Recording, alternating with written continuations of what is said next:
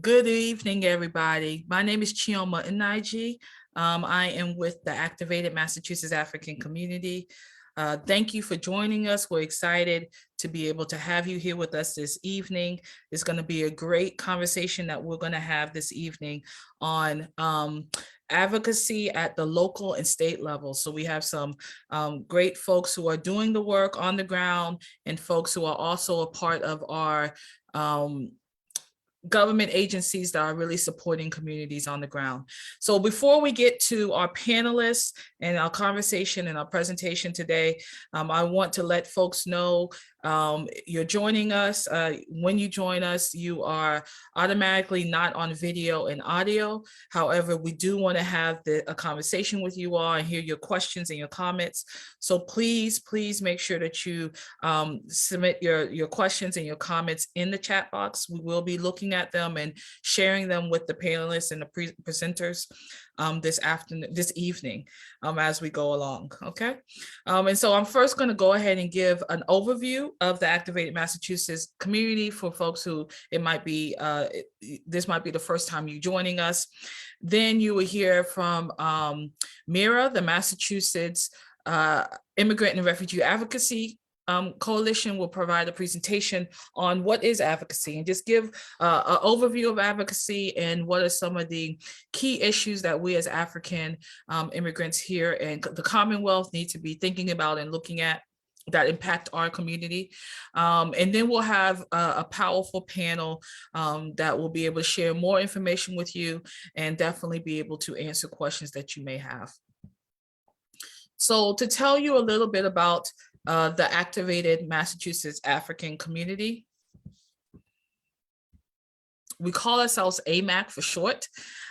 We have been around since 2019, and our mission is to ensure that we have a thriving African community here in the Commonwealth, a community that is united, a community where we're able to celebrate our culture, and also a community where we are engaged in what's happening in our local communities, as well as what's happening across the state, all for the main purpose of advancing the lives of African immigrants. That includes individuals, families in the state of Massachusetts.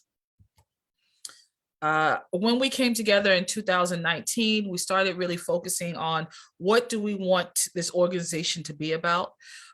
We came together as a group of individuals who hold leadership positions in different ways, whether it's within African communities or within programs and organizations. And we saw that there was a gap in having an organization that provides services or that provides a voice for African immigrants across the state. We know that we have organizations within particular cities, within particular towns, organizations that are working with specific African countries like the Nigerians or the Liberians, but there wasn't one organization that represented the entire community and advocating for that community at the state level. So our goals as an organization is to cultivate, again, a united African community. The African community is diverse by country, by language, by religion, by all the ways in which we identify. And so we wanted to make sure that we're bringing everybody together to have a unified voice. We see ourselves as establishing and implementing an advocacy platform. And so our advocacy is across all the sectors of the community, education, business, health, all the ways in which we are engaged and contributing to society. And so that advocacy program is something that the advocacy platform is something that we build with the community and implement with the community. Also, we focus on building the leadership and capacity of Africans in Massachusetts so that we are able to be in positions of government, positions continue to grow in various organizations that we are in, and also be able to hold positions in some of our maybe smaller organizations, right? Like at some of our hospitals or community health centers. We know that sometimes it's a struggle for when our community individuals arrive here and being able to get into employment, our educational opportunities. And so really being able to build the leadership and capacity is one of our key goals. And then we know that we bring a lot to Massachusetts. And so we have a lot to contribute, and we have a beautiful culture to celebrate. So we want to make sure that we're uplifting that and honoring all the different ways in which diverse ways in which we represent ourselves. And then lastly, it's important, we know that we can't do this work alone. So it's important that we are building strong alliances with other leaders in Massachusetts, other institutions and organizations, and you'll hear some of those organizations, hear from some of those organizations today, and other communities, because we want to make sure that we are linking with other communities that are sharing some of the same issues, dealing with some of the same issues that we are. And we also want to make sure that we're learning from other communities as we continue to build a better environment for the African immigrant community. Like I said, we started in 2019, and in 2020, we were going to start launching listening sessions throughout Massachusetts to really, again, build our advocacy platform. But like many of you know, 2020 hit, and so we were in a position where we had to pivot a little bit and really start filling gaps that we saw around that our community wasn't being able to access or have the opportunity to access COVID-19 relief services. And so we partnered with several organizations. We held events around testing, vaccination. We distributed supplies across the Commonwealth to various African communities. We also made sure that information was going out to our community in various languages. And so we have about 35 different videos on COVID-19, from prevention to mental health. And we have about 10 to 15 languages that are represented as part of those videos. And then we also did food and financial assistance. One of the things that we were really excited that we were able to do is also give Chromebooks to students who were in need. So our helpline, parents were calling and very concerned about not being able to have the access needed and support needed to make sure that their kid is engaging in school. And really, the issue resolved around technology. And so we were able to distribute these Chromebooks to students. And these were families that either had multiple kids and didn't have enough Chromebooks, or didn't have Chromebooks at all. And so that was a great achievement that we were able to do early on in the pandemic. So, like I said, one of our goals is to partner and collaborate with other organizations. And we've built partnerships throughout the time that we've been in existence. And you see some of the partners listed here, everything from African organizations. So the Liberian Association, the Ugandan Boston community, the Sudanese community. We've also built collaborations and partnerships with healthcare centers, Whittier Street and Harvard Street. And then also we have strong relationships with funders. One of the things that we want to make sure that we're clear about is that we're not here to replace a lot of the organizations that are doing great work on the ground. We see ourselves as a hub for organization and as a way to bring folks together around a unified voice. And so we are constantly looking for ways to collaborate and ways to make connections across African communities, so we will be stronger across the board. And I just wanted to share this quote. I really appreciate this quote from a community member who was in Waltham, and as part of one of our food assistant initiatives, she received a package of food and other home needs. And so this quote really sums up why we continue to do our work and why we are here and why we exist. Our heartfelt thanks for standing with me and my family and community at large during these trying times. When I received the COVID response kit packet, I felt not forgotten at a time when all are struggling. You care to look for us and advocate. So again, this sort of gives the sentiment of why AMAC exists and why we are committed to continue to doing work on behalf of African community. And so this year, actually, let me start. Last year, we saw that there was a gap in the voice of African immigrants being part of the election process that was happening in Boston, the mayoral election that was happening in Boston. And so we quickly organized a town hall, a virtual town hall. We had over 100 people attending this town hall. All 5 candidates were present on the town hall. And it was really an opportunity for people to see what does it mean to engage what does it mean to civically engage? And then also for candidates to be very clear and responsive to the needs of the African community. And so we had about 10 African civic organizations that partnered on that with us. And candidates were able to see the diversity of our community. So it was a great event. And it really led us to start thinking about what do we need to do sort of moving forward to continue to build the literacy of our community around civic engagement. So we decided that this year, our Policy and Advocacy Committee would focus on civic engagement. And so we started this year in February with the African Community Leaders Dinner that was held in Worcester. We had about 50 community leaders from different communities, African communities, ethnic communities, and then also representing different geographical locations, all from Lowell, Worcester, Boston, Waltham, various towns and cities. And they really gave feedback and insight on what we should be doing this year, and really showed their support in terms of needing to have this type of organization that is able to bring our communities together and is able to really make sure our voices are being heard at this local and state level. And so from that, we launched our Civics Academy, and this is the 4th session of our Civics Academy, and it's been going great.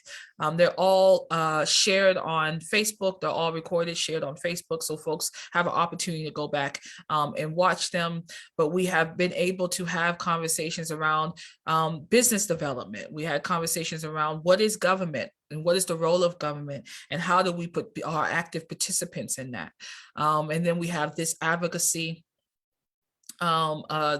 session, and we also had a session around voting rights and how do people, if they're interested in running for a particular office, whether it's local or state level, how do they do that? What are the resources out there? And so this Civics Academy has really given us an opportunity to think more deeply around what are some of the things that we can do on the ground and what are some of the organizing activities we can do.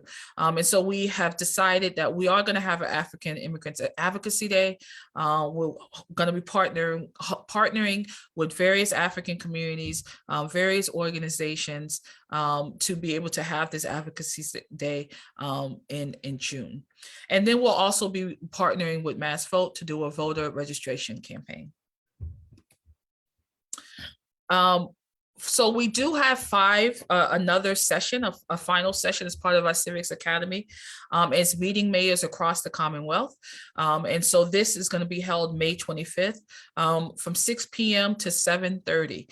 So just mark your calendar. More information will be coming out about that. We will have mayors. We'll have about 5 or 6 mayors from different cities and towns across the Commonwealth joining us in a conversation about what's happening in their local communities, and also our community is going to be able to voice what we think definitely we want to see in our community.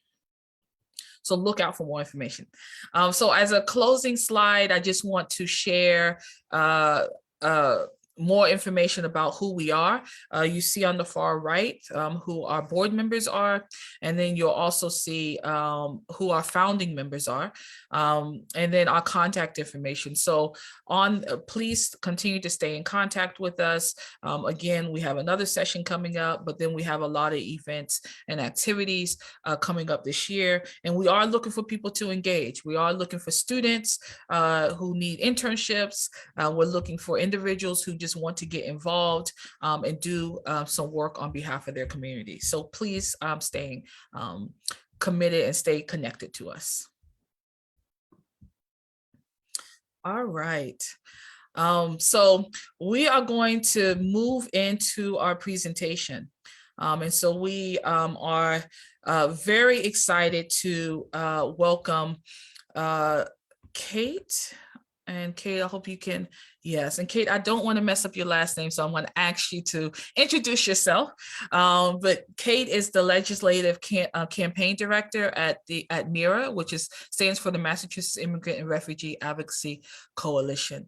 So Kate, please go ahead, introduce yourself, and I think you have access to be able to share your screen.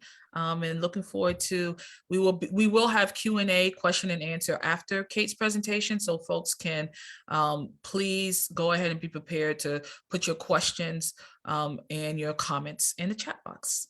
Welcome, Kate. Thank you for joining us this evening. Hello, can you hear me okay? Yes, we can. Yes, okay. I will start out by apologizing if you hear my dog barking in the background today, but I am so thrilled to be with you all today to talk a little bit about advocacy, specifically focused on immigrant rights in Massachusetts. I will say that my expertise is at the state level, and so the process is pretty similar at the local level. I'm hoping that some of the other panelists tonight can touch on that in their when they get a chance to speak. But I tried to broaden it up, but just the disclaimer that that's where my focus is. So let's get started. Okay, so first off, I just want to introduce the MIRA Coalition a little bit. So the MIRA Coalition is, as Fiona said, the Massachusetts Immigrant and Refugee Advocacy Coalition. We've been around for several decades. We do several things. I kind of think as small nonprofits go, we're a bigger small nonprofit. Our staff is 20 to 25 people. So we do legislative advocacy at the state and federal level. We do citizenship work. We hold in-person citizenship clinics. We help with DACA renewals. We do a number of citizenship related activities. We do grassroots organizing and have 140 member organizations. We do civic engagement work. Every year we register about 3,000 immigrants to vote. That has changed slightly during the pandemic with not as many in-person events, but typically we coordinate with immigration services when there are swearing-in ceremonies. We are there to then register those people to vote, which I know a lot of our volunteers really enjoy that event.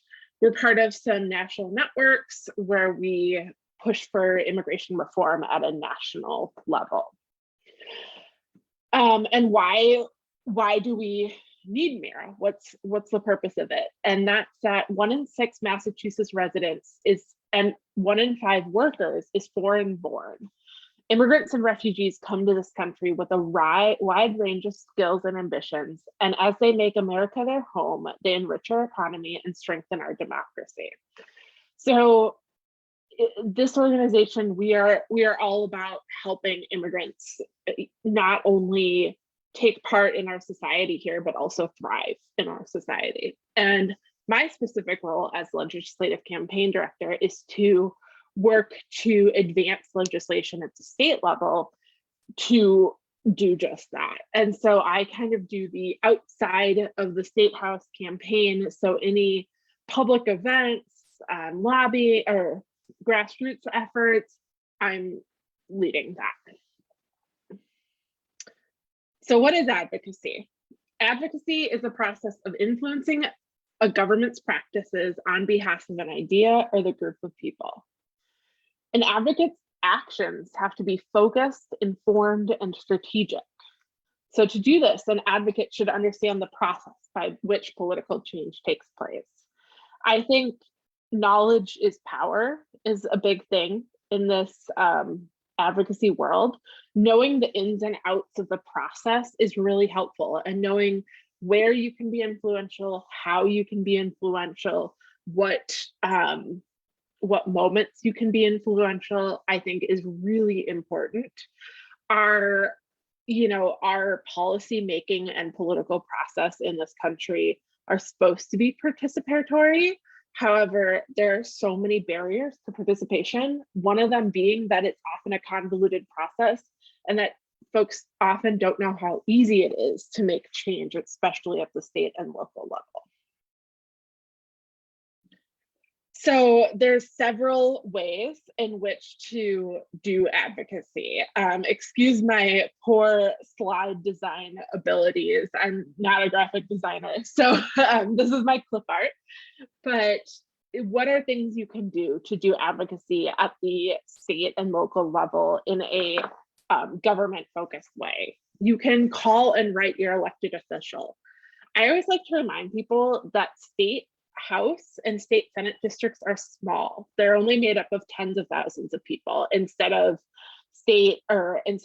US representatives and US senators who have so many more people representing them, or so many more people that they represent. And so these representatives and senators at the state level, they may only get a few phone calls a day about an issue, whereas our national level ones are getting hundreds of calls a day. So if you make an appointment or even call or email your state level representative or senator, you have a chance to make an outsized amount of difference and really influence them and share your story on why something's important.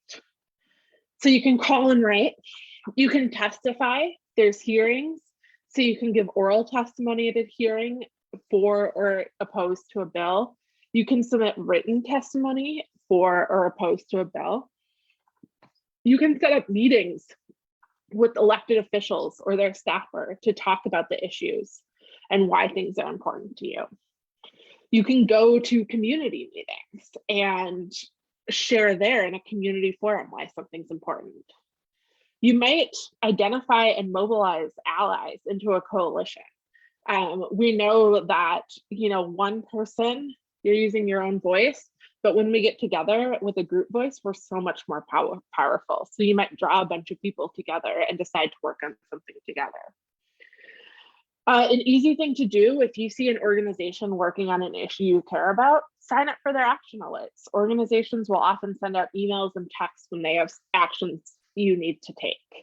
Use social media. This is a great thing. I know Twitter isn't for everyone, but a lot of state legislators in Massachusetts use Twitter heavily, and this is a great way to contact them in a pretty informal manner. And also Facebook, Twitter, great way to spread the word about issues and things that are happening. Attend lobby days at the State House. It sounds like you all have one coming up in June. This is a great way to not only take action, but also to really be part of the political process and see where everything happens. You can join a legislative advocacy committee or board. One thing that you can do is wait around the State House and you might run into someone. This in-person informal catch is a great way to make change. And the final way I have is partner with other organizations or local governments. I think the city of Boston has an office for immigrant advancement, and I'm sure we're going to hear they want to hear from you and work together to make change. And other organizations, a lot of organizations have similar priorities, so working together to make change is a really powerful thing. So, what is the timeline of advocacy? First, generally, you are identifying an issue as well as a potential solution. So you see something happening in your community and realize this is a real problem, and I think I know what the solution is. And I always prefer, maybe not, that's not the right word, but I think it's best when the solution comes from a community level, because people in communities know what they need and know what will fix the problem, instead of legislators looking at a problem and saying, I think I know what the solution is, without consulting anyone. So thinking about that, researching the government, and is someone already working on this? When is that happening? What is the timeline? How can I get involved in influencing the outcome of this?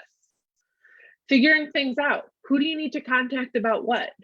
What groups and organizations are already doing this work, if any? I always encourage people, if you identify an issue, there's a good chance someone's already identified it and is working on it. Join forces with them, you're more powerful, and then you don't have to invent something. But if you identify an issue and no one seems to be working on it, then that's the point where you contact other organizations, people, groups that might care about this issue. You get together and you make a plan. And then you have to figure out what your ask is. You know, what are you going to ask elected officials to do? Are you going to ask them to file a bill or support a bill? Are you going to ask them to get money in the state budget or city budget for something? Are you going to ask them to come to your organization and witness for themselves what you're doing and what the needs are? Figure out what your ask is going to be and who you're going to ask. And I will say anyone can advocate, anyone can do this. And also, if you can't come up with a solution right away, go through a process to come up with them. Have community forums, talk to people, and figure it out. And then also a final thing is there's often a couple touch point issues that everyone in the community or media might be focused on. It's really helpful to figure out a way how to connect your issue to those things or not. You know, if you can tie something in with the bigger issue that's in the news, people might pay more attention to it. When you do decide to make an ask of a legislator, or an elected official at any level, there's a number of things that you can ask them. I already kind of touched on this, but you can ask them all these questions I have here. I think, can you file a bill? Can you vote for something? Can you introduce an amendment? Will you talk to other legislators and lobby them? And will you visit my workplace to see our work firsthand and see how things are happening? Just realizing there's a chat. I just opened that. Yeah, the express needs versus implied needs works best. Totally agree. Thank you for highlighting that. Okay, so this slide is the legislative process. It's kind of a generalized, in Massachusetts, it's kind of a generalized diagram of it. I have a whole hour-long presentation about every little step of this, but we're not going to go through that tonight. We're going to go through kind of this version and where you can get involved. And this is at the state level, but the process is pretty similar at every level, just with different forms of government, different steps, but you have an idea. And in Massachusetts, something cool is that anyone can request the bill to be filed. So you might decide this is the bill that needs to happen. You can talk to your representative or senator and they will file the bill for you.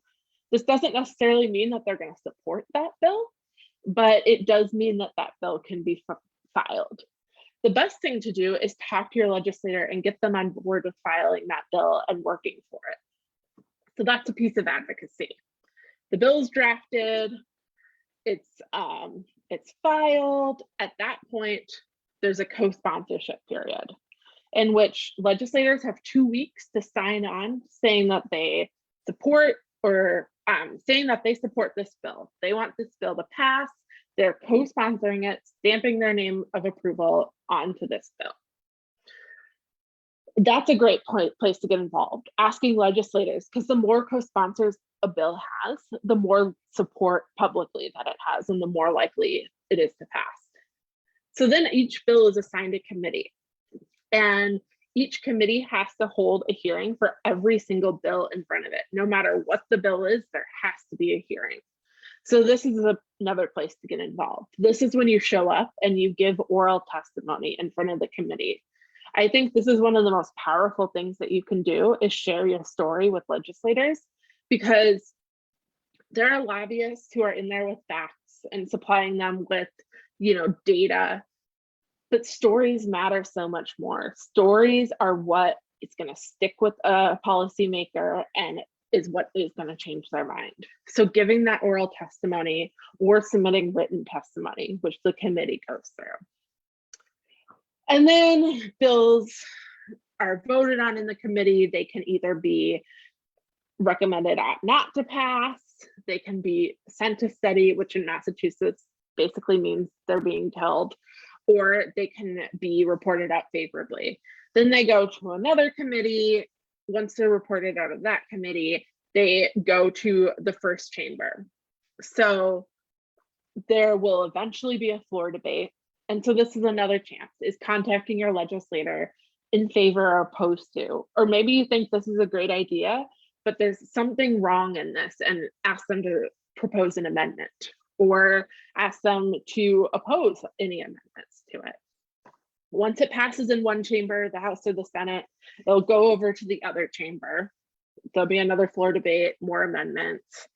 As long as if no changes, substantial differences between the two bills that are passed, then it will go straight to the governor's desk. Well, like technicality, it has to go to another committee and then be enacted, but basically it goes right to the governor's desk.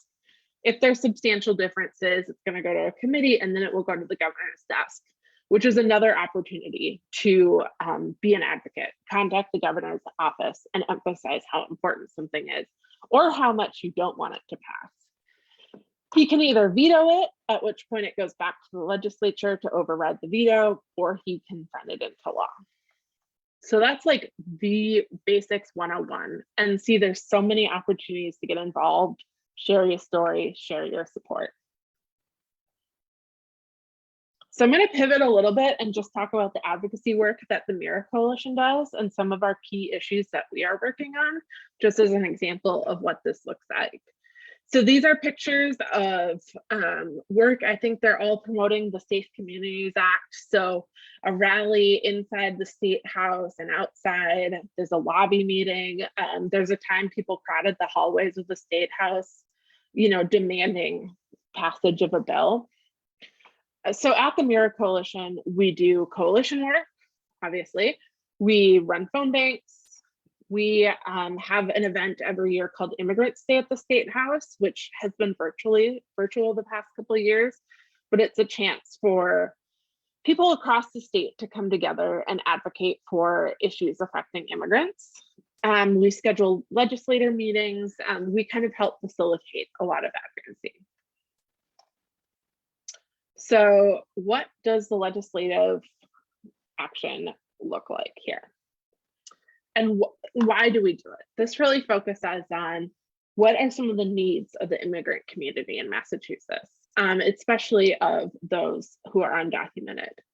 Those who are undocumented have limited access to healthcare, can't legally drive, have no access to funding for higher education, more likely to be exploited, little to no access to many public benefits. And also, you know that any interaction with the police could lead to deportation. And something to highlight is our elected officials at the state level have failed to act on any of these issues in the past 5 years. I'm going to talk about how that's actually changing a little bit in a really exciting way. But to this point, no bills have been passed that focus on immigration in the past 5 years. And those 5 years include the Trump years, some of the worst years for immigrants in this country in recent history. So these are the top 3 bills that the MIRA Coalition is working on right now. The Safe Communities Act, Driving Families Forward, the Work and Family Mobility Act, and a Language Access Bill. I'm going to talk a little bit about each one. I'm not going to do too deep or wonky of dives, but just give you an idea of these bills and what we're fighting for. So the Work and Family Mobility Act would ensure that all residents of Massachusetts can get trained, licensed, and insured regardless of their immigration status. There are 16 other states that have similar legislation. And we know this legislation will lower the number of uninsured drivers, reduce the number of hit and runs, lower insurance premiums, increase state revenue, make our roads safer. We also know that driving is essential to mobility in Massachusetts, especially outside Greater Boston, and especially during this pandemic. 78% of workers in our Commonwealth rely on personal vehicles to get to their jobs. But under the current law, you can't get a driver's license in Massachusetts without proof of US citizenship or lawful presence. For as many as 250,000 undocumented immigrants, this can create enormous hardships. I will say, unrelated to this bill, even though people who have lawful presence, it is often hard to get a driver's license. And this is a total side note. If you know anyone running into issues getting a driver's license that they're legally entitled to, please reach out to Mira, because we try and troubleshoot that as well. So that's a total aside. But this bill is actually on the verge of passing this legislative session. In February, it had a historic win at the State House. It passed the House with a 120 to 36 margin. They needed 115 votes for it to be a veto-proof majority, and just totally beat that. And we have been waiting for, I haven't even updated the slideshow because this information is so new. We just found out that the state Senate is going to take up this bill next Thursday, which is a really big deal and means that we are on the path to it becoming law. And then I believe it would go into effect next June or July. So we are so close to this happening. I'm going to put a link in the chat, if that's okay, with a link to email your state senator to take action. We are asking people to do this, put some pressure on the Senate. We feel really good about it, but they need to hear from us. So that's a chance to be an advocate right now. The next bill that we are working on is the Safe Communities Act. At the very basic level, this bill ends the involvement of police, court officials, and sheriffs in immigration enforcement through 4 basic provisions. So the first provision is prohibiting law enforcement from asking questions about immigration statuses. The Massachusetts State Police and many local departments have similar policies, so this really will standardize these practices across Massachusetts. I think that this provision is really important, especially to immigrant survivors of domestic violence and those who assist them, including medical providers who seek assurance that the abuse can be safely reported to the police. It's also really important in terms of wage theft and workplace safety. And it also, because there's this distrust of authority, because you can be asked about your immigration status, immigrants tend to be afraid to seek emergency medical care, report crimes or exploitations, or seek court protection. The second thing it does is protects basic rights like a Miranda warning, which is what they say, you have the right to remain silent. This would mean that before ICE questions someone in their custody, police have to obtain their consent on a form that explains their right to decline an interview or have their own attorney present. The third thing is it creates a standard for law enforcement and court officials to notify ICE only when a person is released after serving a sentence, not before. So this basically means that ICE cannot take custody of people before they have to have their day in court, denying justice to victims and defendants alike. And the final thing is it ends 287G collaboration agreements, which are contracts with ICE that allow state or local law enforcement to act as federal immigration agents at state expense. At the beginning of 2021, I believe there were 4 such agreements in the state, but now there are only 2. One was deemed unacceptable, I believe, by the Attorney General's office, and the other one was dissolved with a pending lawsuit against it. We have a lot of support for these bills. Lots of varied organizations support it, and the bill is currently still in committee. There's a deadline next week to report the bill out by. I have another take action link for you. Here we are asking the committee to report the bill out favorably. And finally, the Language Access and Inclusion Act. Chioma spoke about some of the language access needs and just general community need during the COVID pandemic. And I'm sure you all are well aware that language access was a big problem in people receiving benefits during the pandemic. And so this law would apply to 9 public-facing state agencies. It would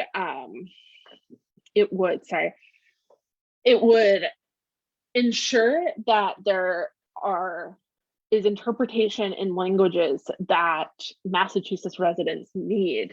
It would ensure language access plans. It would ensure that people are trained on seeking translation and interpretation, and it would have an advisory board. I think this is a extreme need at our State Department. I will say I know they've gotten a lot better at this as the pandemic has gone on and there's been greater access, but we know that just because there are benefits out there, if you can't read the language on the form you have to fill out or the information, you can't access that benefit. So this is extremely important, especially because nearly 1 in 10 Massachusetts residents speaks a primary language other than English.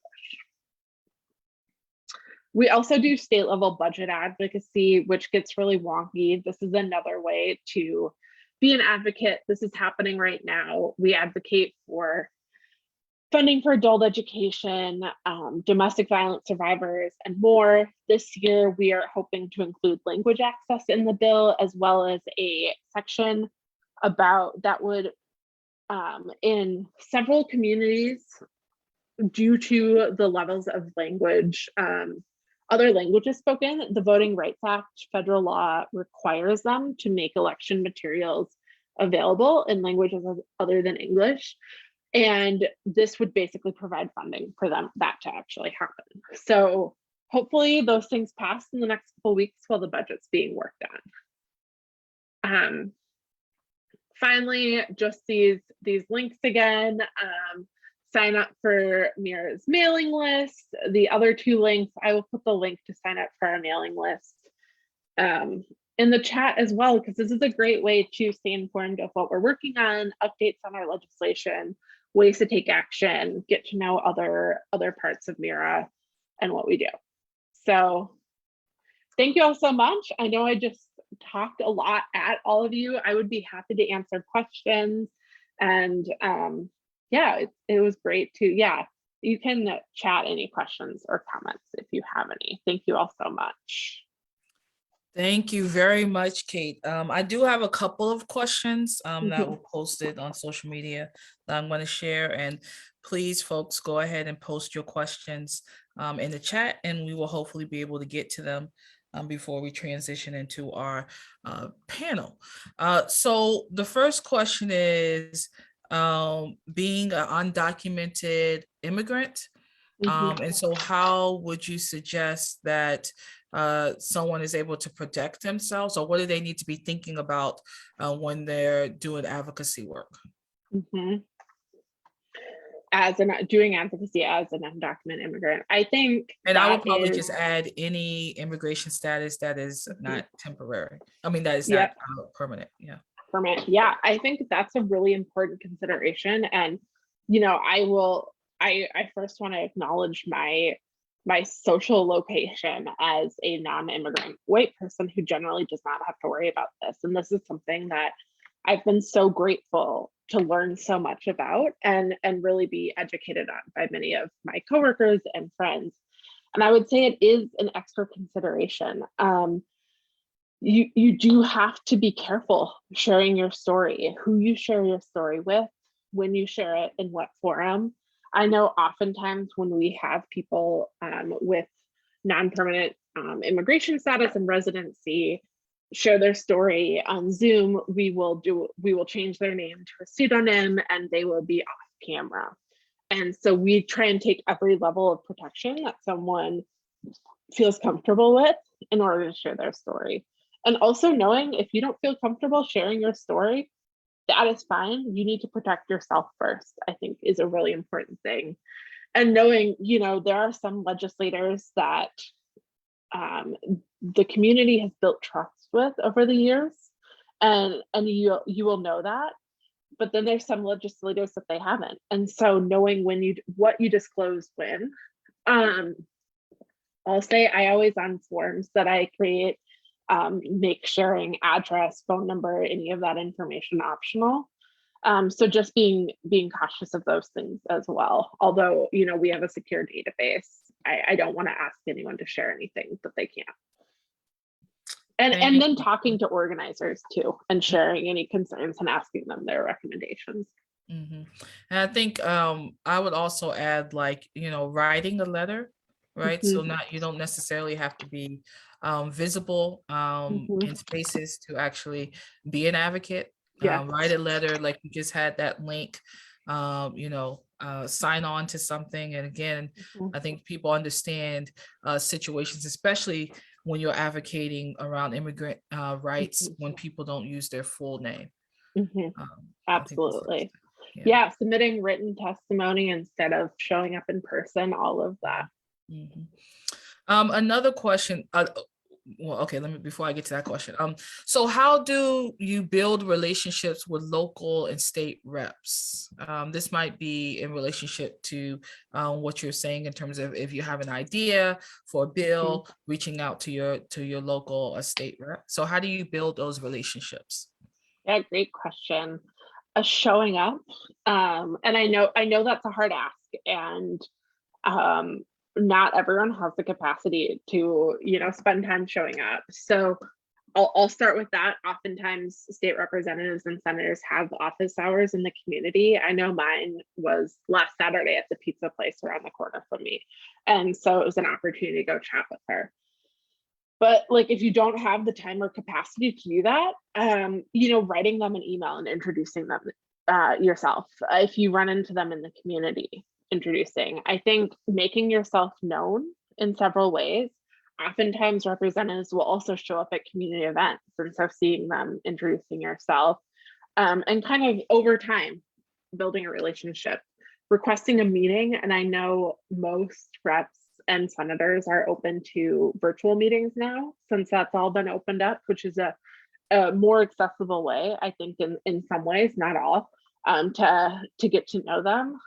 So, sending them a letter, any of those things where you just kind of get your name and face in front of them is important. Great, thank you. And I'll say the final question that I have, how do you format your story? So maybe, as you're talking about using your story as, a way to highlight if how do you formulate your story? How do you put it together? Maybe tips around what people need to be thinking about. Yeah, we could do a whole hour training on that, that alone, or a day-long training. I think some general principles are focus on one or two things. So keeping it short, focusing on one or two things, and then connecting that story back to what the ask is at the end, and being very clear about what you're asking about and why. There are several workshops out there on storytelling and how to develop that message and connect it back. So I'd be happy to send them along. But yeah, I think those are keep it short and to the point and connect it back to what you're asking for. Thank you. And think about too, like, what are you comfortable sharing and what are you not comfortable sharing? You don't have to share every part of you. Thank you. And there is a question in the chat, but I'm gonna save that for the panel because I think there will be some good resources to that question. Great. So thank you, Kate. I know you're staying on for the panel. Yeah. Thank you. So I just want to ask all of our panelists to please join us, and we can go ahead and get started. You can just take yourself off, put yourself on video, and we can go ahead and get started with our panel. Welcome, everybody. Nice seeing you all. Hello, how are you? Good evening. Hi, everyone. Good to be here. Nice seeing you. So we will start with some introductions, and so that you can share with people, of course, your name, where you work, and then also share with people, how did you get involved in advocacy? So what is your story to this work? to the work that you do. So I'm going to ask Uju, go ahead and get started, and then we'll turn it over to Uju. Okay. Well, hello, everyone. My name is Uju Anochi. I am the mayor's liaison for the city of Boston to the neighborhood of Rosendale and the African community citywide. How did I get involved in advocacy? I feel like I've always been involved, and it took me until getting this job to like realize that that's been part of my life. But I know like I started in college. I had 3 college jobs I was doing at the same time, which basically amount to this job, but it was when I joined the student government, and I was kind of like, I was representing a group of people that weren't really represented in that. And the other organizations I joined that were either focused on having female representation in places of power or helping underprivileged children to actually attend colleges, or just, it was just odd jobs that I did that all kind of amounted to me realizing that community and helping community and showing that there's a place for you in community. Those jobs helped me realize that I was always involved in advocacy, and I love it. So yeah. Thank you. Welcome. Luigi, you want to go first? Go next? Yeah, sure. Thank you so much for this platform. Hi, everyone. My name is Luigi Lalane, and I work as Community Engagement Coordinator at the Boston Mayor's Office for Immigrant Advancement. And I've been with the team for a little bit over 2 years now. And my story is that I am an immigrant. I immigrated from Haiti. For as long as I've been in this country, I actually have what's called temporary protected status.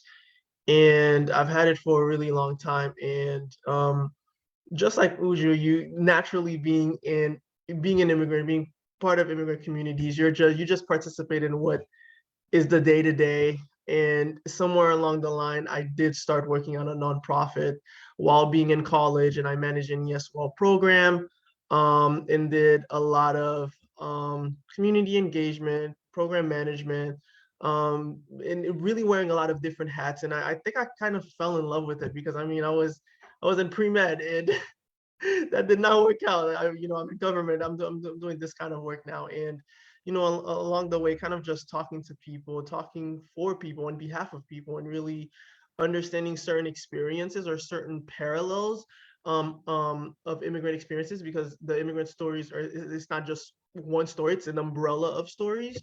Really understanding who I am and how to navigate these spaces really led me to here. And so in my current role, I connect with community-based organizations, groups, and individuals that identify as immigrants, that support immigrants, and really help them get connected to city-sponsored services, initiatives, and really, even to some degree, participating in conversations that may lead to certain aspects of the policymaking process. So that's the little spiel about me. We are definitely happy to have you. I was having a problem with my mute. Mr. Casca, are you on with us this evening? Yes, I'm here. How are you I was doing? just good. I was just writing in the chat. My video is telling me the host has stopped my video, so I don't know. So that's me though. Huh? Yeah, you did Let me something to see. it, and then Thanks to stop. I can't come on. All right, try that. And this Zoom life, I keep learning new things. I don't know. Okay, what. Now we see you. Okay. Okay. Yeah. Good evening. My name is Casca Yao. I'm based in Central Massachusetts, Worcester. I'm the co-founder of the African Community Educational Program. I founded the organization in 2006, advocating and making sure that African immigrants, especially children that go into the public school, get access to resources in the public school and get better transition into the public school so they can be competent among their peers. And today we heavily into the public school and advocating seriously on behalf of all African immigrant and the children in the public school. We'll stop here for now. Okay. Thank you. Kate, you could tell us your story. How did you get into doing this work? Okay.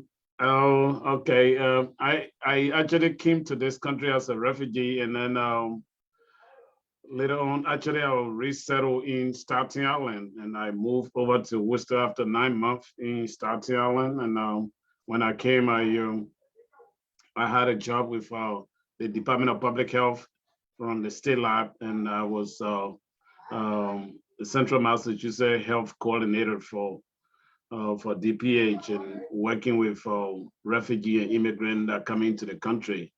And through my work, I see family every time complaining about their children not catching up with the school lessons, and also children dropping out of the high school or the school because of what is going on. And at the time, the school itself never knew the situation those children were facing. They were being placed in a grade according to their age, not their actual educational level at the time. And I myself, having lived on a refugee camp for 9 years, I know the situation that the not real good schools on those various refugee camps in other countries. I live in 3 other countries before coming to the US. So I thought I'd take a stand to open a Saturday classes to do intensive practicing math and English, and breaking things down in other languages that children were not able to speak English, and translating the school lesson into French, or asking other people into Swahili and other African languages so that it make it easier. Based on that and the dropout rates, and every time I goes to a community meeting, I hears that African students are not doing good, they drop out rate, they don't keep on in school. And when I look at myself among the group, I always bow my head down. And so one day I was sitting in the office and I said, I need to take a stand to do something for the community. And this is where I come from. And then I founded this organization. And today we have guided almost around 300 students. Almost 98% of them go on to college. Some of them completed their bachelor's, some are doing their master program, some are working in the city, and some they're employed by our organization as a staff, and some serving as a mentor and tutors in the organization. Also working as an outreach worker and in a community to also help their siblings transition into the school and how to keep them up into the public school. Yes, and we've been doing that, and it's been very helpful. Just a few months ago, we were also finally we were able to purchase our own building, 1.8 million. So we got a godsend person from California that I do not know. He gave me $2.5 million and say, oh, I seen your profile, check your background, I seen what the organization does. I want to help you. And he helped us purchase this building cash down. So we are in a process of capital campaign to make this place immigrant center so that people that will come to Massachusetts, especially central Massachusetts, will see the place called the African or Immigrant Hub, where they can get other resources. We may not do all, but we can do recommendation or refer others that may come for services in that building. I will stop here for now. Thank you. Thank you very much, Mr. Costa. And I have to say, I've known you for 20 years and I've always admired your work and seen you as a mentor in my own work. So I'm glad that you've been able to join us this evening.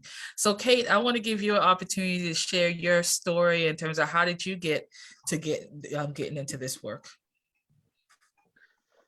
Yeah, it's a little bit twofold. I started my post undergrad career doing campaign organizing work, and I quickly became disillusioned with that, or maybe not quickly, after a couple of years became pretty disillusioned with the campaign system, seeing millions of dollars be poured into races and either lose or see politicians really not be able to follow through on any of the things they're campaigning for, combined with just really witnessing firsthand the systemic inequities in our society. And so kind of switching over to issue-based organizing work and advocacy, and helping, usher those changes through. And then secondly, I am also an ordained deacon in the United Methodist Church. And so I'm ordained to service and justice ministry. And so I, draw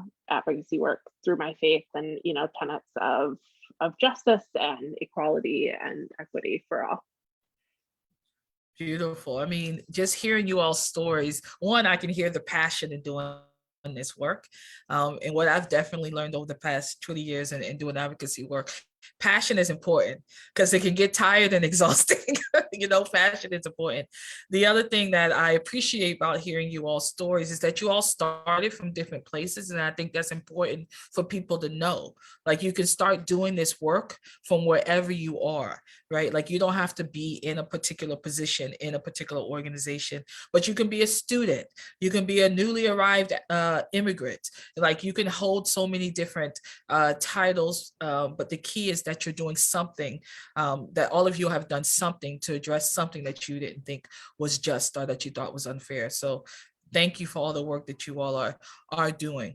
So I want to start the conversation off with maybe specifically to Mr. Casca and Uju, just to talk about what are some of the issues you're seeing in the African immigrant community that we really need to start thinking about addressing and doing some advocacy work on. What are some of the issues you're seeing?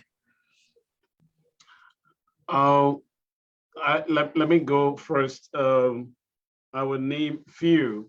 Some of the issues, let's say a few years back, we started to tackle the suspension rate in the public school. We also found out that African students or students of color been punished more than the white kids. Take, for example, if an African kid got in a fight with an American kid, maybe in the 7th grade, he will bear maybe 1 week, you will get suspension for 2 weeks, and then the white kids, after 1 or 2 days, he back in class. And it was just going on, and our school liaison begins to approach the guidance counselor, the principals, and nothing been done. So for us to take a step and knowing what we're doing were very important, because the public school has recognized the dropout rate in the public school for the African is now growing. African students are doing better. So then we have to go to the city hall to sit in with the city council meeting and also express this concern. And then at some point we brought the superintendent, came together as a community. We wrote a letter to the city hall to bring the superintendent to the city hall to approach to address these issues. And then it became serious. And then we started talking to people in the community. Now that we did that, and things started to change gradually in the public school, even as we speak today, because of some of the action we took. Our current superintendent not going to go back for next year because we have thought that we need a superintendent that will understand the diversity of the city, that will understand the culture. And we do have about 25,000 students in the Worcester Public School. Almost 30 to 40% are immigrant children, and then Latino and the other population. So we had to step up, not just talking, but we had to take action by going to the school committee meeting, by going to city hall meeting, by writing letter to the city and then to the mayor.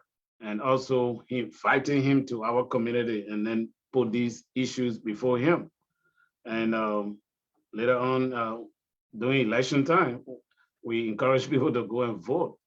So it makes a very big difference, and things are changing rapidly in Worcester. And just for the first time in history, this year we were able to vote in two Black candidates into the Worcester City Hall. So that's changing gradually as we go. Thank you. Uju, what are you hearing in the community? What are some of the issues that people are dealing with and that really could use an advocacy lens? All right. So from my understanding, and I know you can speak to some of this only because I've only recently started hosting some conversations around what the city can do. I know some of the main issues has been just a lack of access to resources and understanding what these resources are. And also, let me see. So there's resources, there's also the African businesses. I know from our meetings, I heard that they struggled a lot throughout the pandemic. And so I know some of the things that the city is working towards right now is supporting the small businesses we have.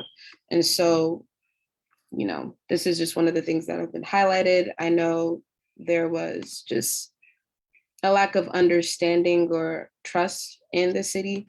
And I can speak from the side of somebody who was once just not part of the city of Boston. There is their distrust in the government, which does follow my community and other communities as well of color. And so I know one of my main jobs has been trying to make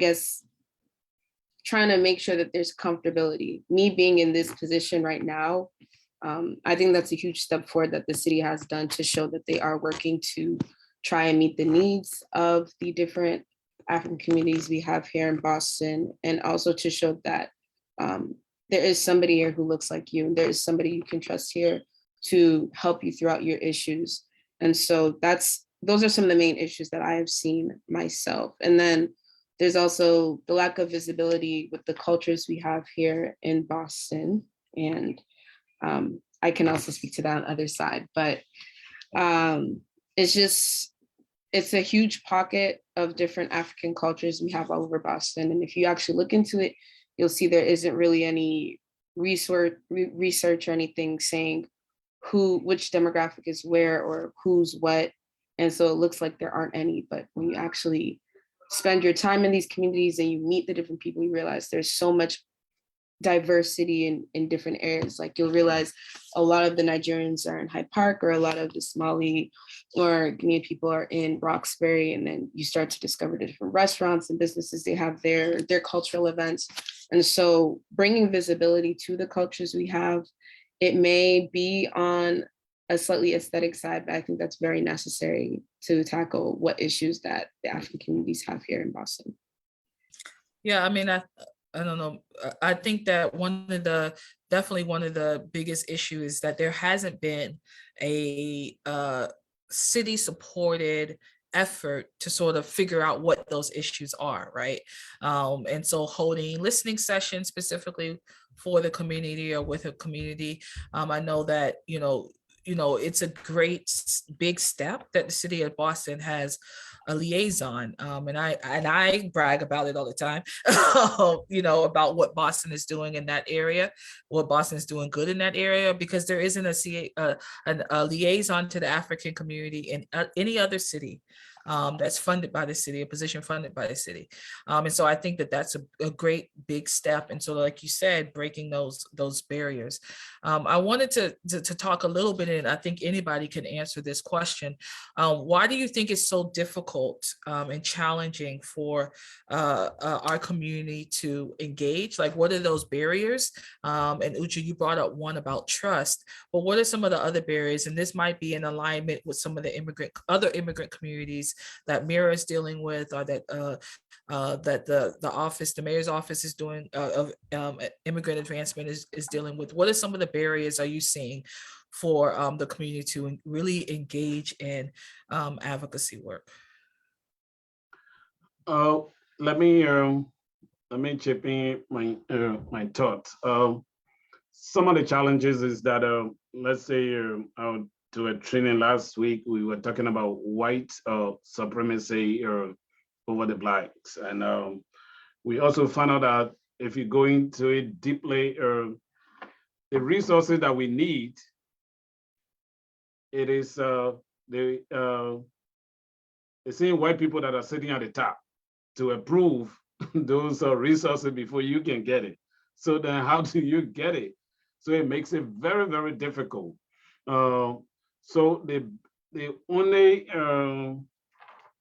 thing that we've been doing is, let's say, keep pushing your agenda and not being afraid, speak out and publicize it. And sometimes we go to the city hall, especially me. So then when I go there, I'm the only African at the time, and I will speak, and then maybe getting out of the door, walking on the street, I'll be looking on my left and my right shoulder, making sure that I'm free to go home. But the more you speak about it, the more people start hearing it, and then other people will start, and then you give your reason why these resources are necessary to improve the community. It's not just because of your color, but it's also when those children are able to get the opportunity, or the family are able to get the opportunity, the community will improve, and it will improve for everyone. I forgot to touch on some of the challenges and that we advocated and it came true was also transportation and also Chromebook. I think at some point your organization came and then gave one or two of our student Chromebooks. Transportation, there were no transportation were very difficult. We had to advocate. So for the past 2 years now, we still make public transportation free. Now it's going to go up to December. So 2 years, and we're hoping that before December, we will push it again for them to extend it to another 1 year. And we make sure that the public school are able to give Chromebooks to our kids, even though it came late, but we continue to push, and then bring that to the public. So I would say it is difficult, but we just got to be consistent and then keep pushing the agenda and not to be afraid. Great, thank you. Other comments around that? Sort of what do you think are some of the barriers for our community?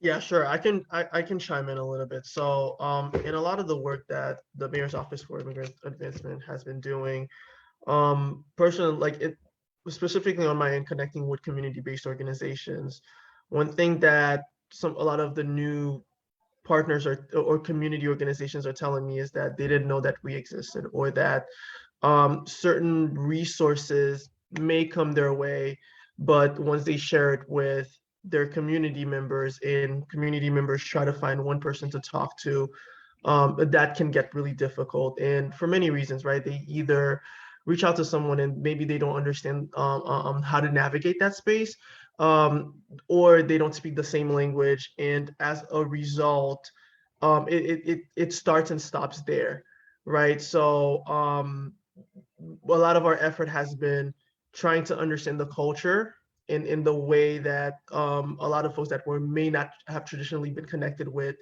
that we're starting to connect with even more.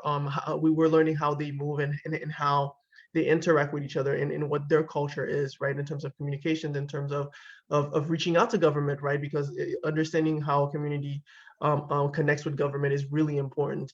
That has given us a way to make to build certain bridges. And an example is with, for example, the rental relief fund that was coming out early on during the pandemic and throughout the pandemic was, for example, in the beginning only coming out in English. And speaking with the Housing Stability Department, just on to explain that, hey, communities, it's great that this is available, that we're letting them know about this, but making it linguistically accessible is a whole other thing, and that in itself comes with certain cultural things, right? So once that became once those resources became available in these languages, now other barriers started showing up. That now it's like, okay, now were able to know how to navigate through some of these new barriers. And sometimes it took reconnecting with these community-based organizations to understand how the constituents or their clientele is responding to these resources that have been made available in a whole new way, to see if these can even be improved, right? And maybe a final step on that particular topic was that funds were made available to give to organizations that were already helping immigrants fill out for the rental relief fund, and that expanded the capacity even more. So all of this to say that the more that we're connecting with community-based organizations and community immigrant populations, we're finding that the issues, if we're not connected, then we're not going to know what the issues are, and that in itself prevents us from taking any steps for resolution, or any step to really tackle these problems and really break them down. And that in turn prevents us from noticing patterns, right, that may be happening in other communities, which it doesn't give us enough fuel to kind of just go the advocacy way, right? Like the more that we're able to recognize a pattern, the more we're able to advocate for it, and that a lot of times may transition into the policy making process, which should shift eventually to fit what the population's needs are. So I'll stop there for now. Yeah, thank you. I think one of the big pieces that you uplifted is our community not knowing what's out there, right? And this is one of the reasons why we're holding this webinar. I'm going to give you a chance in a minute to really tell people about the office. Although, you represent the city of Boston, there are similar offices in other towns and cities, right? Because we don't just have people in Boston on our webinar this evening. And so taking this as a note to say, I need to see what's happening in my town or city, right? What is the name of the office that's dealing with immigrant issues in my town or city? So I'm going to give you a minute to sort of just talk a little bit about more about the mayor's office. But in the chat, I want to uplift a comment around sort of a barrier, the lack of African leaders, the lack of leadership skills and outreach. And I talked a little bit about that as part of introducing AMAC, right? The need to make sure our community has the skills and the knowledge to actually do this work. Often, there is an assumption that people can just get up and start talking, right? Talk about this story. Or people can just, write a letter, right? But really, how do we build the capacity of our community and our leaders to do that? And who are the most appropriate leaders to really speak on behalf of our community or speak with our community to get our needs met? So thank you for uplifting that. Kate, looks like you want to say something. Yeah, I was just gonna jump in and say, please always feel free to use Mira as a resource in how to write testimony, how to write a letter, how to figure out who your legislator is. Like, that's a basic step that needs to do. And also touch on that last question, and like Casca mentioned, white supremacy and the hoarding of resources means that so many immigrant communities, I find, during COVID, had to back away from advocacy work they had been doing because they were fighting for survival and distributing resources. And so the need to make sure that resources are distributed to people, and like it's the cycle of policy change has to happen, and you need people to advocate it, but you need people to be able to advocate. It's just this really vicious cycle. Absolutely. Thank you for bringing that point back up. All right, Luigi, you want to tell us a little bit what's going on with the Mayor's Office of Immigrant Advancement?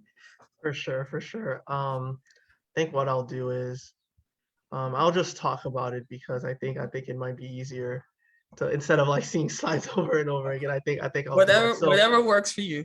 no problem. So again, I am from the Boston Mayor's Office for Immigrant Advancement, and it's known as MOIA for short, because we have a lot of long titles and a lot of long city department names. So you'll often hear some acronyms being thrown here and there. But essentially, we were one of the very first municipal offices to exist in the capacity that we do, which is to represent immigrant communities and in the way that they operate in the day-to-day and really advocate on their behalf, right? So that being said, we're not an immigration office. We just represent immigrants in all matters that affect immigrants. We essentially participate in supporting immigrants and as they integrate in the city of Boston. And we were created in 1998 and we were known as the Mayor's Office of New Bostonian. And I believe about 5 or 6 years ago, we rebranded as the Mayor's Office for Immigrant Advancement.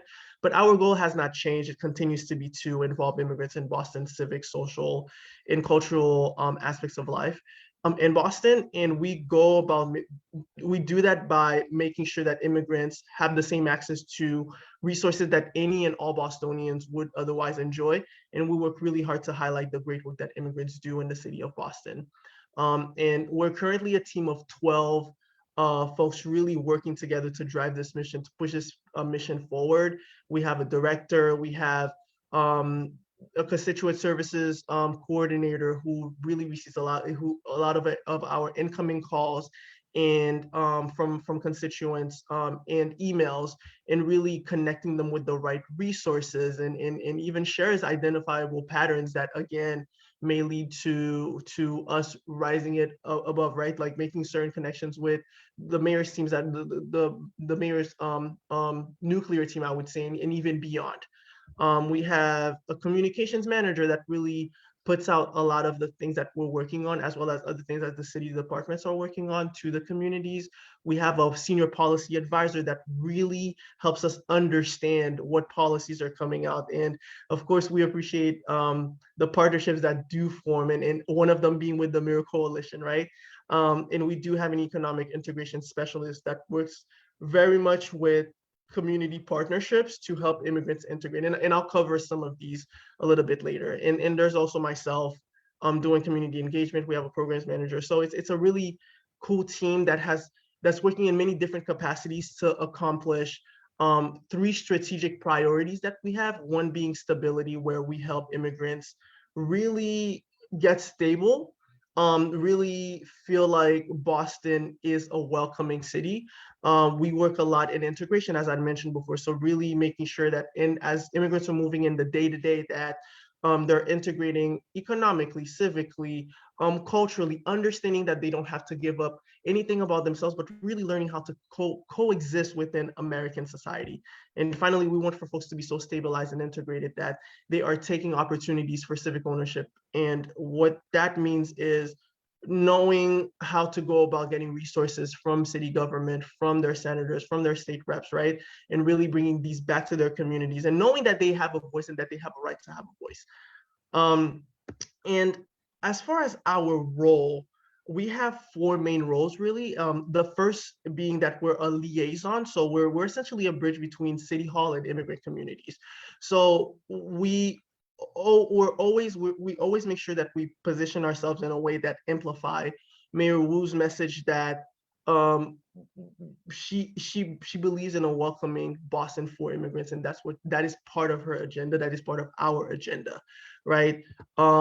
The second thing is we serve as a consultant. So we advise the mayor and the city departments on responding to current events and policies that really do impact immigrants. And maybe one example is advising the mayor on how to respond with the events that are happening in the Ukraine, right? So really informing her what we're getting from community-based organizations, from residents that are Ukrainians, whether it's within Boston and beyond, and really informing messages that her personal communications team would help her formulate to put out to these communities to show support.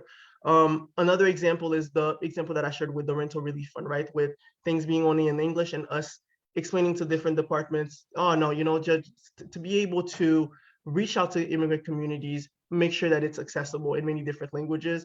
And even as they're translated in these different languages, make sure that it's culturally appropriate, right? Not the Google Translate stuff. And as Kate very well put it with the language and communications access ordinance, I believe, it's something that's becoming very intentional in the city. So we do have a language and communications access department that follows that ordinance and that even allocates funding to different city departments so that they have funds to translate documents and to get interpreters for different events and initiatives that they have. The third out of the 4th role is that we're essentially advocates, meaning that we publicly lend our voices to immigrant communities. And we do that by recommending policies affecting immigrant communities to the mayor. So one of them is the Work and Family Mobility Act that Kate mentioned. So really, we've been working with the past 3 mayoral administrations really to help move that work.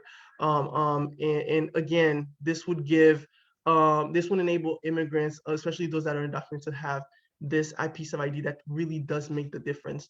And maybe going back a few years, we also participated in the passing of the Trust Act, which is an ordinance that defines the role of local police when they're interacting with ICE agents. So really limiting what information the Boston Police Department can share with ICE agents, like physical descriptions, addresses, right? Like all of these things that would put somebody in harm's way, like any undocumented immigrant in harm's way. So again, making sure that we're providing that stability so that Boston is not only welcoming, but also protective of those of our immigrant residents.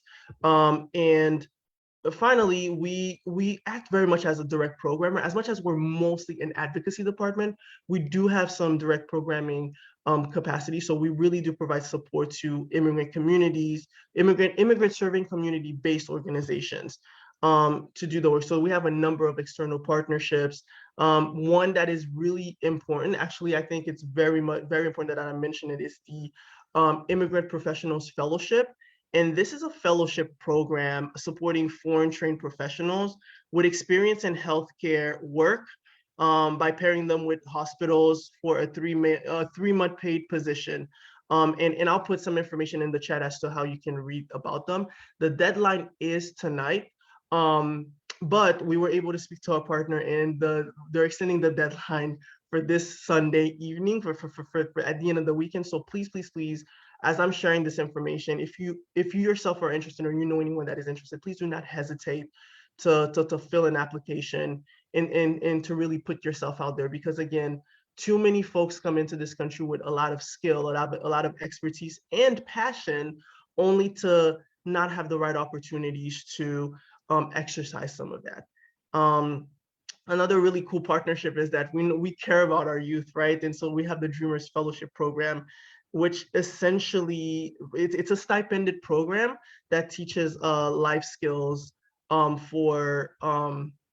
it's a stipended leadership development and work preparedness initiative. So this is specifically for undocumented students who otherwise would not be able to get a city job due to, again, their immigration status, and that even relates back to federal policies just preventing that from happening. So there's been a lot of advocacy even around that, which led to this opportunity being possible. And if you're interested in learning more about it, I can connect you with with one of my colleagues who is very much responsible for this.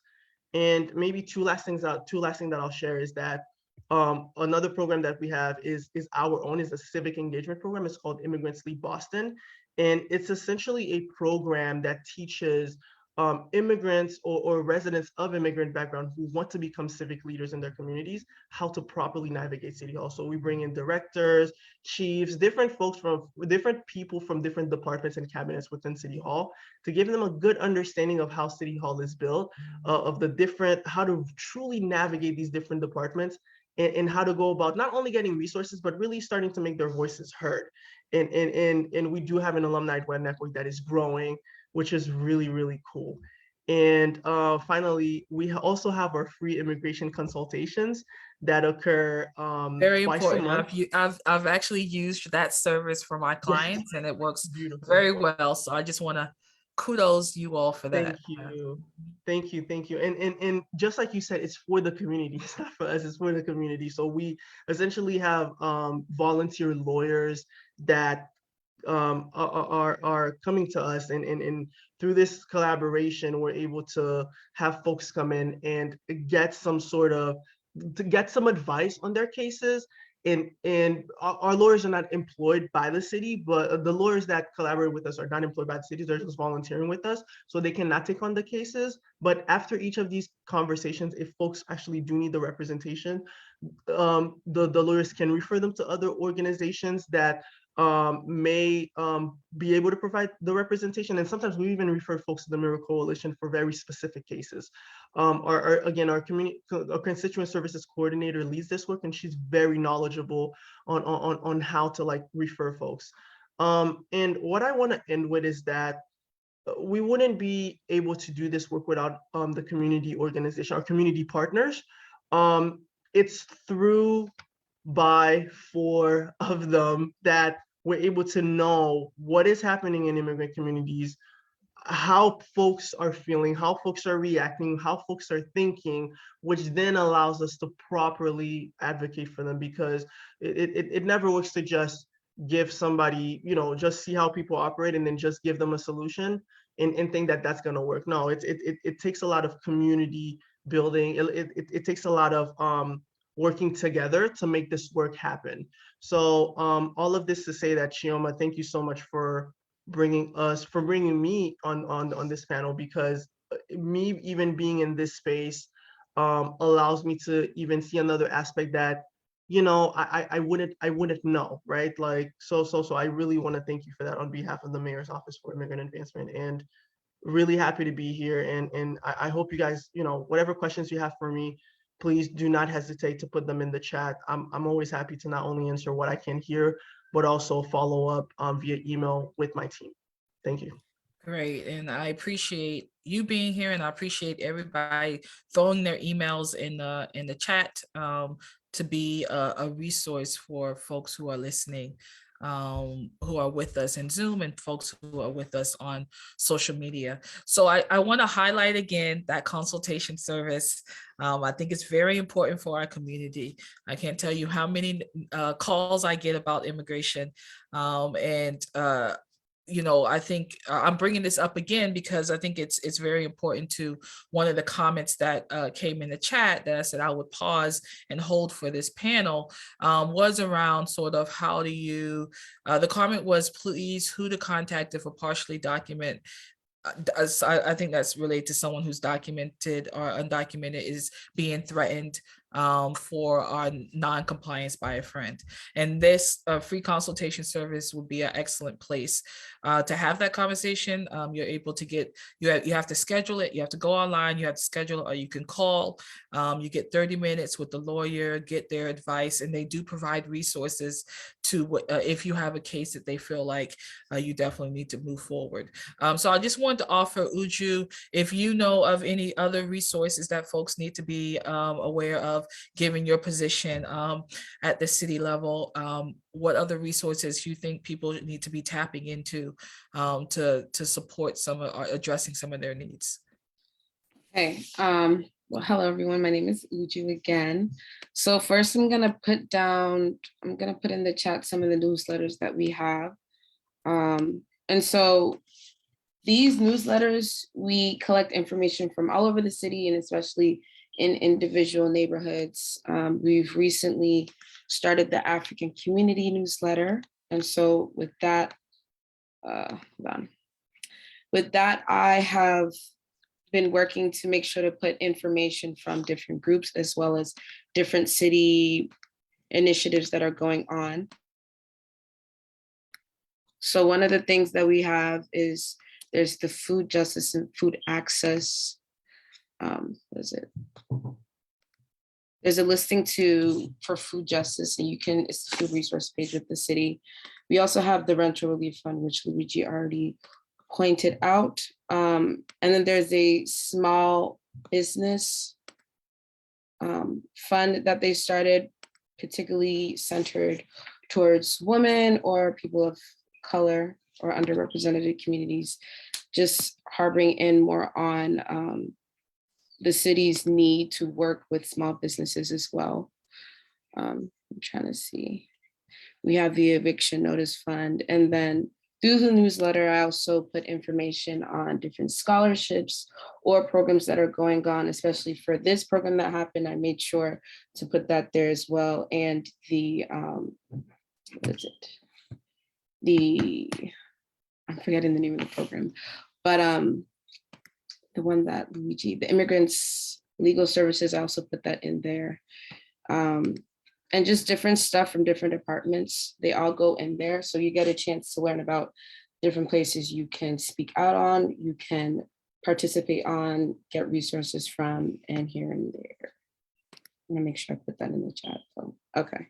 Yeah, so there's the neighborhood one, which I think everyone needs to definitely sign up for. That lets you know what development is going on in your community.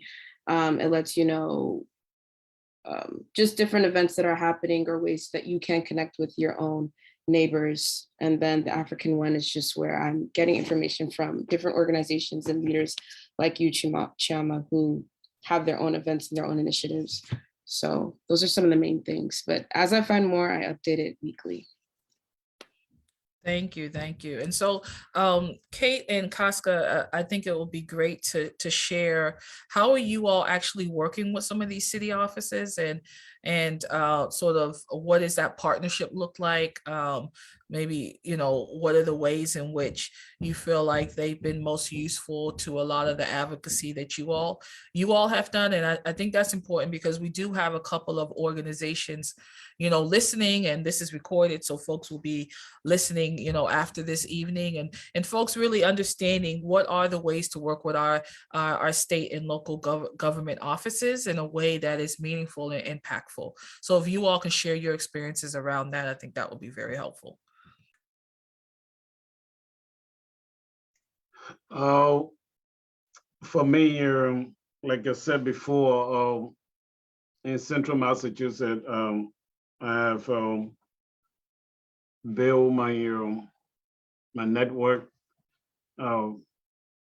very strong as a community leader, as an educator, and also how do you build that? I think it was stated today by the person from Mira. You will have to get involved in community events, community activities, things that the city are doing, and then introduce yourself to those representatives and senators, and sometimes you may not see them until election time, but most time they go to some of the community events besides election time, and that way you make yourself known, get your card, set some time, and I tells you what most of the senators from our side, they know me, I know them, and also because of my role in the city. So most of them want to have events. They will say, oh, you had to talk to the African Community Education, where we have more parents coming in on a Saturday. So sometimes they will want to come and then do a presentation or want to come and introduce themselves to the community, especially when some wanting to join the race. They want to introduce themselves to the community, and when they win, they become known by you because you introduce them. And it happens the best thing you can do is to get involved. And that's one of the challenges of our people. Even to vote is a challenge. We need to get out and vote, and we need to get out to events and then to introduce ourselves, even though sometimes there are barriers, but go with friends and meet those people and make yourself known. If you get your card, and sometimes you set time and say, oh, can I meet you for coffee? Can I meet you for dinner? And then get on your email list. And every other event that come up, you will get information about it. You may not be able to go to everyone, but you can respond and say, oh, I'm sorry, but I'll be to the next one. And also sometimes chip in for their election, and they're doing fundraiser. So then chip in, not too much money, but they're like, oh, okay, at least he making effort. So when I'm talking, they understand that, oh, he was there doing my fundraiser, and then I should give it attention. The best is make yourself known, get involved, and make sure they knows you because they're speaking on your behalf. They are there for you according to the law and policy, but you got to get out and make yourself known. Thank you. Kate, do you want to add some comments around how MIRA has partnered with city and government agencies around some of you all's work? Yeah, so I'm fairly new to MIRA, so still learning the rich history of our coordination, but I know we are in pretty frequent contact with Moya, the Mayor's Office of Immigration Advancement, and other city and state governments. I know Moya helped us secure Mayor Wu to give remarks at our Immigrants Day, and that's because of the great relationship that we have and the work that we've done. And, they are there to partner with us and help advocate for policy at the state level and share stories. I know we have worked together on some issues at the RMV where people who are entitled to driver's licenses are not getting them. I attend webinars that Moya puts on too. I learn a lot from them. And I know our citizenship teams work closely together and coordinate a lot. So I think, frequent communication and knowing each other is so important, and knowing that each organization and the government's doors are open to each other has been really fruitful. Thank you very much. Definitely, I appreciate what you all have shared this evening. There's been a lot of resources in the chat. They will get sent out to folks who attended, and we will keep them on record as we continue to get calls for help. A lot of folks in our community just need basic help, and so being a resource in that way. So really appreciate the work that you all are doing and continue to do in the community. So I'm gonna, yes. I was gonna ask people if they had any last comments, so go ahead. Any last comments? So I wanted to really reiterate that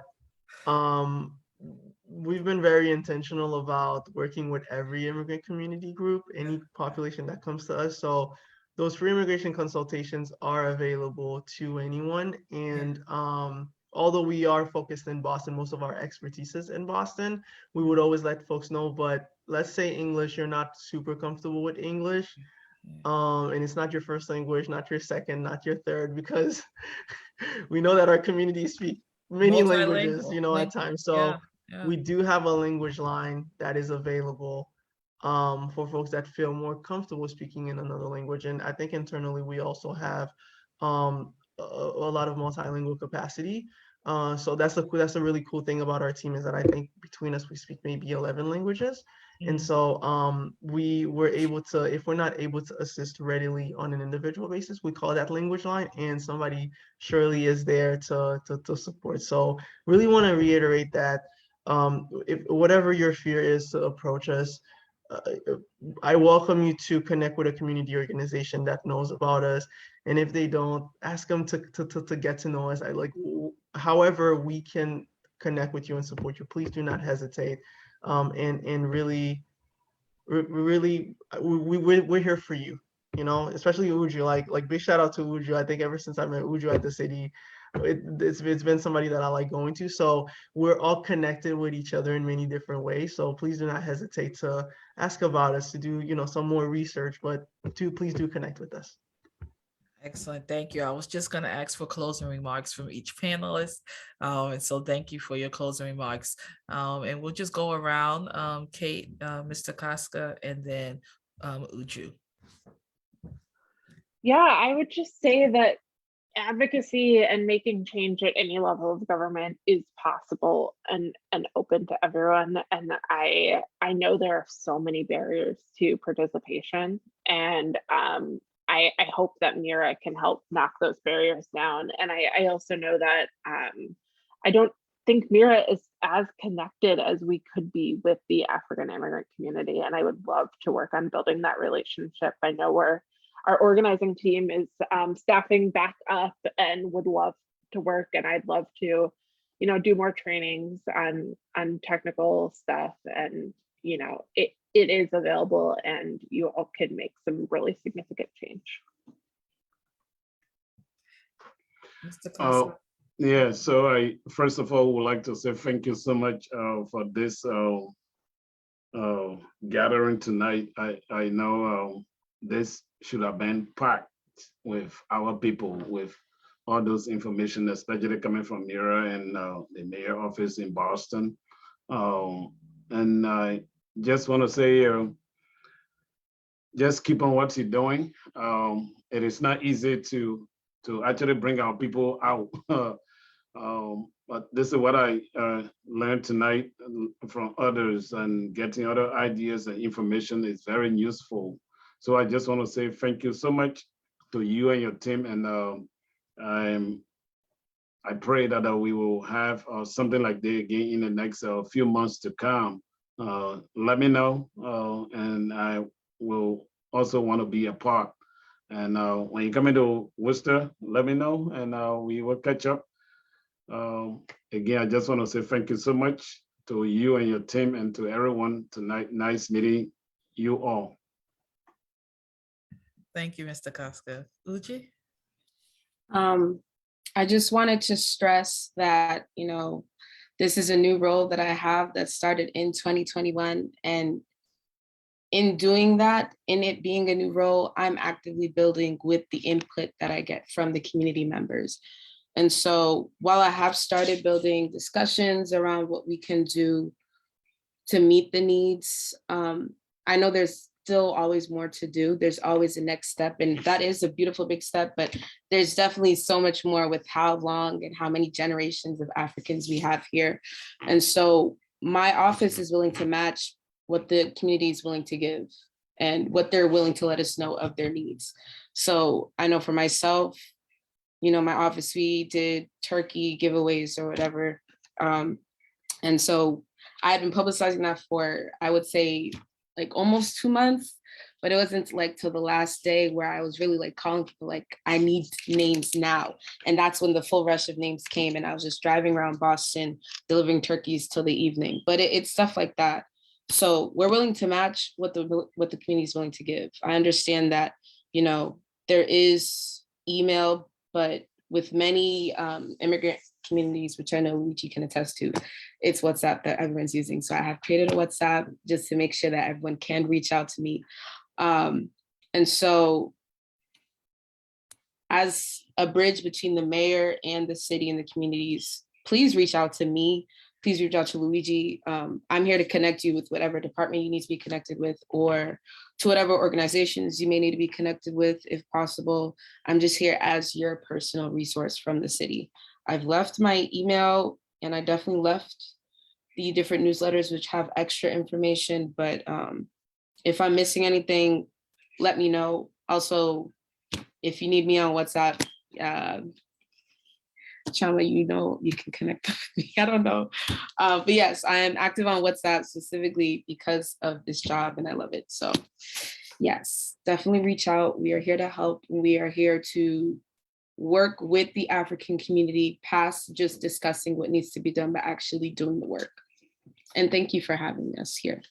Thank you. So again, thank you, everybody. And I just want to end by saying, get involved. I appreciate what Kate said. We all have something that we can do to better our community. And so we all need to get involved. It's no longer okay for us to point to what's wrong and not be willing to put action to it and to do something about it. And so we know that our community, the African immigrant community, we're really like the last to like get this together, right? And so, we are missing out on a lot of resources, opportunities. We're missing out on ways in which we can better our community.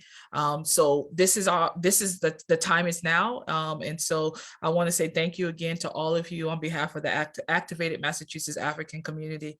We are a resource. We can connect you to these people that you're seeing now. They shared their email, they shared their information. Now it's really on our community to respond and to take action. So thank you again. All of you have a wonderful, wonderful evening and a great weekend. Thank you. Thank you. Thank you. Thanks. Thank you all.